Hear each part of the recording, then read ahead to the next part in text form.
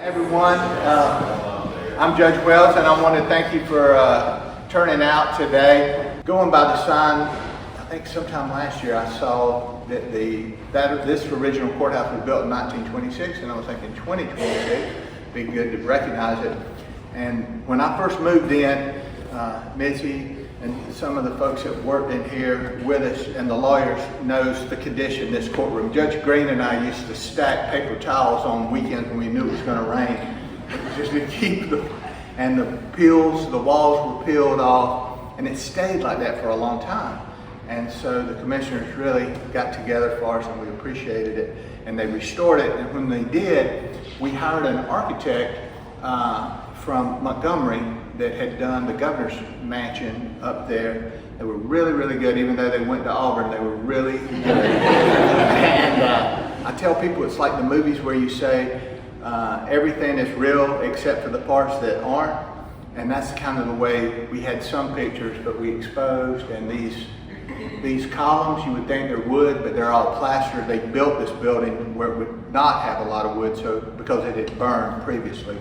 I won't keep you too long. A lot of you know my stupid joke about the lawyer that gets to be a judge and the people that go bird hunting with a dog named Lawyer, and the lawyer dog is the best dog they hunt with. So when they go back to Georgia, they want to use Lawyer again, and the guy that owned the place said, hey, we had to get rid of Lawyer because after y'all left, somebody started calling him Judge, and after that, all he wanted to do was sit on his tail and bark. So I'm gonna try not to bark too much, but I have an excellent research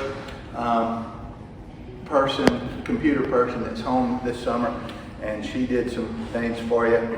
But I was just gonna tell you some of the things in 1926, some of the old law books, but the state attorneys, Matt, some of you that were over there, Samantha, their salary at the time was $1,500 a year, and the county judges were paid $2,500 a year. Some of you that work for the county know a lot of times when you want to know about something, you'll ask the Attorney General to give you an opinion. And just to show you how things go, I had an old Attorney General opinion book. This was actually from the 40s. But the question for the Attorney General's office: may an unmarried ex-serviceman, 20 years of age, resident of Florida, certified by the Veterans Administration for educational privileges under the GI Bill, be enrolled as a student in music at the Florida State College for Women for the regular term beginning in September, when no other state-supported institution gives the course in music desired by the young man? My opinion, under the statute, your question must be answered in the negative. So the reason I thought of that opinion, because Reagan's going to Florida State to law school next year, and if they would have had a law school back then, if you were a man, you were out of luck. So, Ray, tell them what was going on in Defuniak in 1926. This is my daughter Reagan. Thanks for the applause. Promise is not what I call that. But seeing as I'm going to law school in the fall, I guess my dad thought it was a good idea to give me my first research assignment this summer to get ready. And if you opened a copy of the Defuniak Herald from 1926, you might find that Defuniak Springs looked just a little bit different 100 years ago than it does today. You would see a house and lot on Baldwin Avenue listed for $5,000, a call for clues regarding the case of local Dr. Love's stolen car, and an ad for a new Ford vehicle going for the newly reduced price of $520, and even a call to pay your bills on time to add to the good name of Defuniak Springs.